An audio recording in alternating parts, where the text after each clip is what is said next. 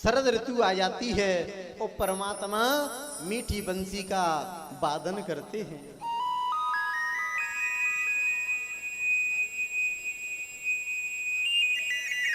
और परमात्मा की वो कैसी बंसी है, जब मेरा गोविंद मेरा परमात्मा बंसी बजाता है, रात्रि के समय किसी ग्वाल वाल को सुनाई नहीं देती,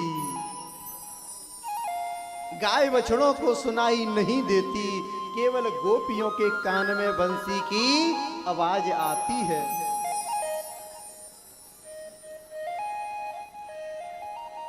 कि भगवान पिता रात्रि शरदोत्फुल्ल मल्लिकः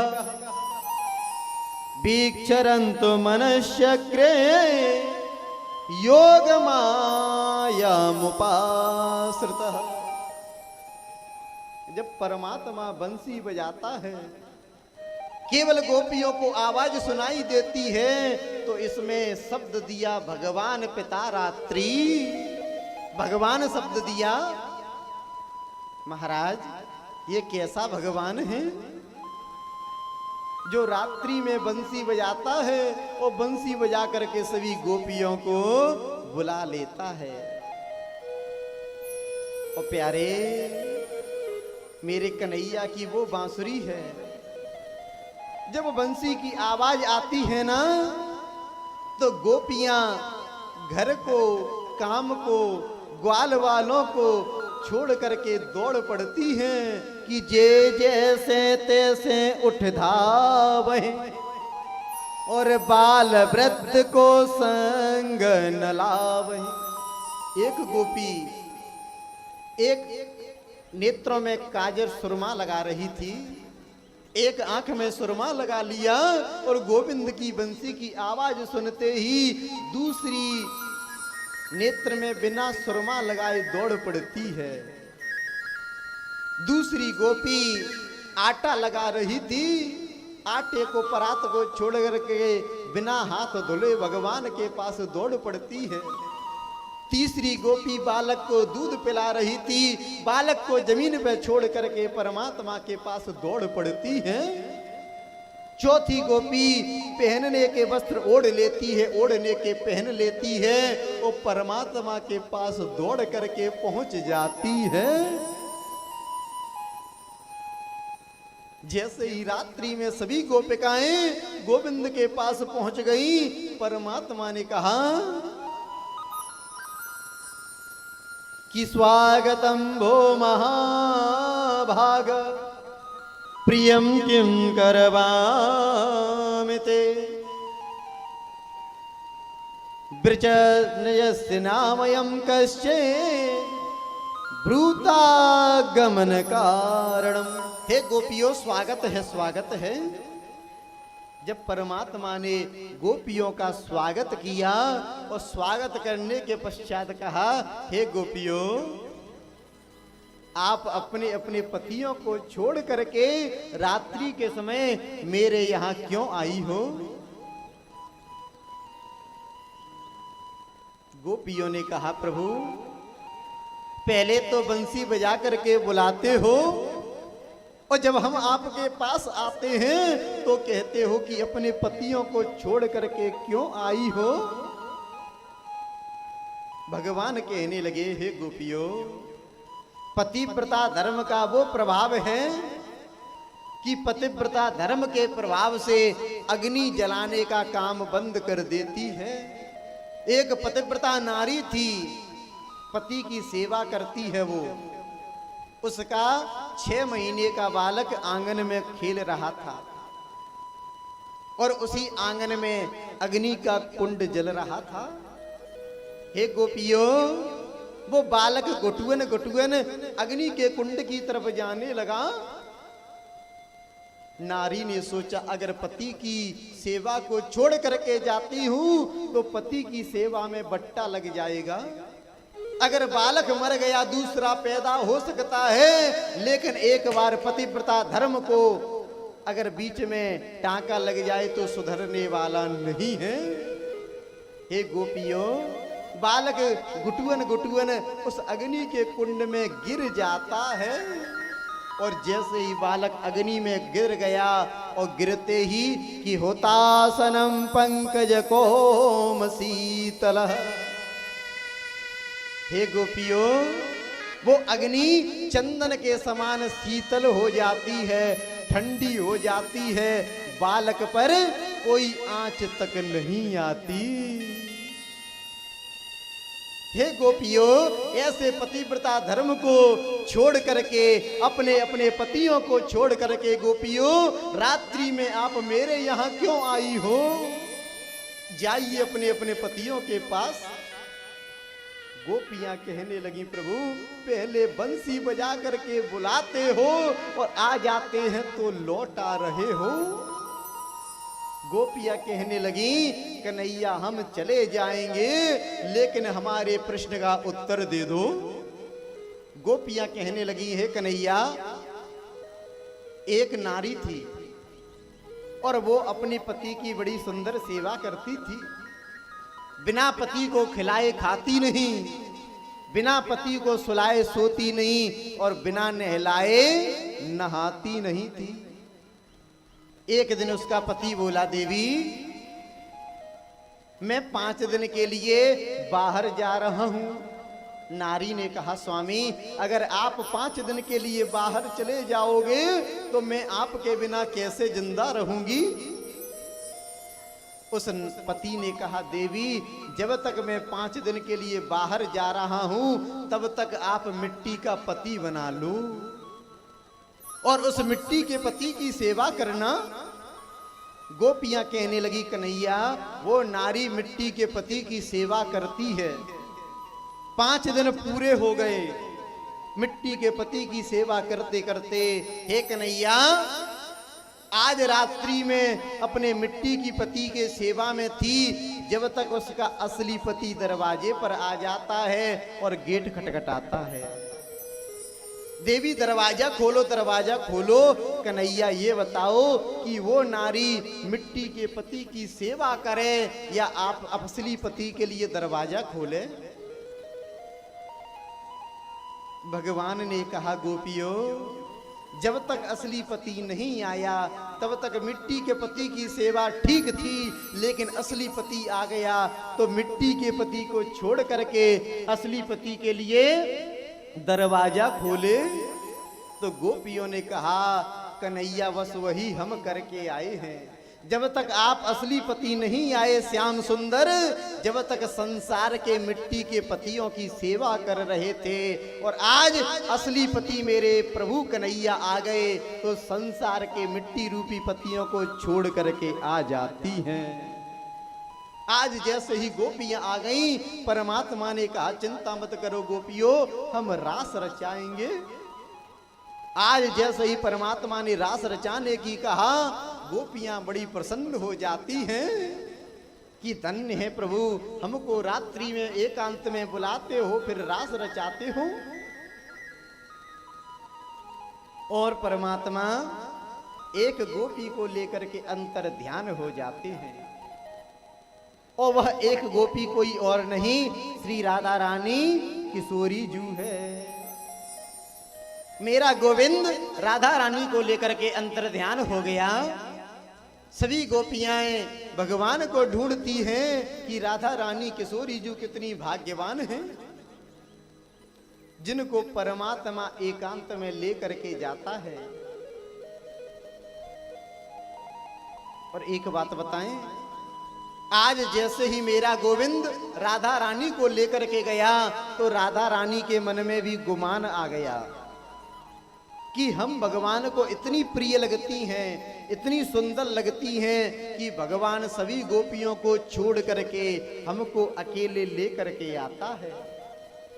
राधा रानी ने कहा, कन्हैया अब हम पे पैदल नहीं चला जा रहा, तो देवी क्या करें कि अपने कंधों पे बिठा लो। जब राधा रानी ने कहा कंधों पे बिठा लो, भगवान समझ गए इनके अंदर भी गुमान आ गया है, अहंकार आ गया है।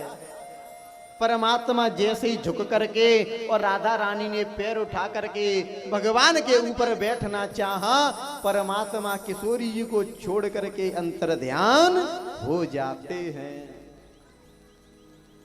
आज परमात्मा राधा रानी को छोड़ करके अंतर ध्यान हो गया।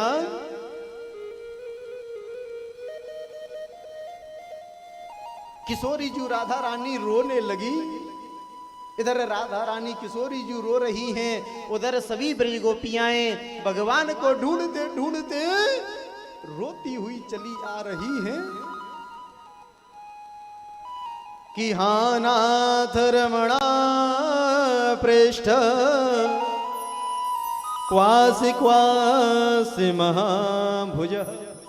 हे नाथ आप कहाँ हो? हे मेरे प्राणनाथ, हे प्रभु, हे श्याम सुंदर आप कहाँ हो?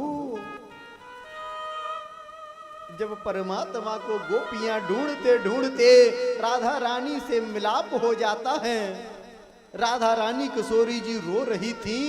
गोपियों ने कहा किशोरी जी आप तो बड़ी भाग्यवान हैं, परमात्मा अकेले में आपको लेकर के आया।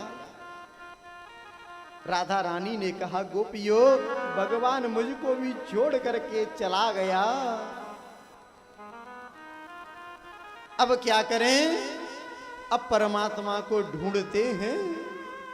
सभी गोपियां मेरे परमात्मा को गोविंद को ढूंढने लगी, लेकिन परमात्मा नहीं मिला। अब एक काम करो, रास रचाते हैं। कोई गोपी कृष्ण बन गई, कोई राधा बन गई, कोई ग्वालवाल बन गई, कोई गोपी बन गई, कोई सखा बन गई और रास रचाने लगी, लेकिन परमात्मा नहीं आया।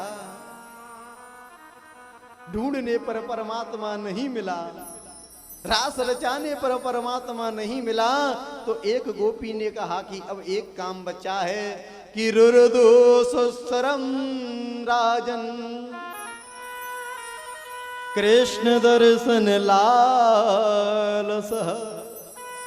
हे सखी अब तो एक काम बचा है कि परमात्मा के लिए रो लेते हैं। और वास्तव में प्यारे एक बार गोविंद के लिए, एक बार परमात्मा के लिए रो करके देखो, गारंटी की बात है परमात्मा रक्षा करेगा। रोते तो हम और आप बहुत हैं। व्यापार में घाटा पड़ गया 1 महीने रोए, चोरी हो गई 2 महीने रोए, माता पिता मर गए 4 महीने रोए, लेकिन कभी परमात्मा के लिए रो करके देखा? कभी परमात्मा के लिए रोए? नहीं रोए। और प्यारे सच्चे हृदय से एक बार परमात्मा के लिए रो करके देखो, गारंटी की बात है मेरा गोविंद, मेरा परमात्मा रक्षा करेगा। रोते तो बहुत हैं हम और आप, लेकिन परमात्मा के लिए नहीं, संसार के लिए। एक बूढ़ी मैया थी, वो कथा में आई और कथा में पंचामृत लेकर के आई थी गिलास में। अब मैया ने पंचामृत का गिलास स्टेज पे रख दिया। शाम को देखा तो गिलास मिला नहीं। अब गिलास खो गया तो सामने हनुमान जी के मंदिर पे गई, नाती को लेकर के 5 साल के को कहा, हे हनुमान जी महाराज मेरो गिलास मिल जाए तो 100 रुपए का प्रसाद चढ़ाऊंगी। नाती बोला मैया पागल हो गई है, अरे 10 रुपए के गिलास के लिए 100 रुपए का प्रसाद, अरे 10 गिलास नहीं आ जाएंगे? तो नाती से मैया बोली बेटा चिपके जा चिपके जा, अरे प्रसाद थोड़ी चढ़ाऊंगी, हनुमान जी को उल्लू बना रही हूं जिससे प्रसाद गिलास मिल जाए। तो प्यारे परमात्मा को उल्लू बनाते हैं। 20 रुपए का प्रसाद ले जाएंगे, 5 रुपए की अगरबत्ती ले जाएंगे और कहेंगे हे बांके बिहारी महाराज मेरे लड़के की नौकरी लग जाए, लड़के की शादी हो जाए, नाती हो जाए, पोता हो जाए, घर बन जाए, मकान बन जाए। प्यारे परमात्मा को 25 रुपए में 50 लाख का काम चाहते हैं। एक बार सच्चे हृदय से परमात्मा के लिए रो करके देखो, गारंटी की बात है मेरा परमात्मा दौड़ते हुए चला आएगा। आज जब सभी गोपियां मिल करके परमात्मा के लिए रोने लगी कि जयति तेधिकम जन्मना प्रजा श्रयत इंदिरा सत्वदर्थई दयसि दृष्टतां दीक्षुतावका स्त्वैर्दृता सवस्त्वान् विचिन्वते। आज परमात्मा के लिए सभी गोपिकाएं रोने लगी, हे प्रभु, हे मेरे प्राणनाथ, हे मदन मोहन, हे सरकार, हे गोविंद, रक्षा करो, आप दर्शन दे दीजिए। और जब परमात्मा के लिए गोपियां रोने लगी तो परमात्मा तत्काल बीच में प्रकट हो जाता है। बोल भक्तवत्सल भगवान की। और वास्तव में प्यारे, परमात्मा को रिझाने का एक ही उपाय है।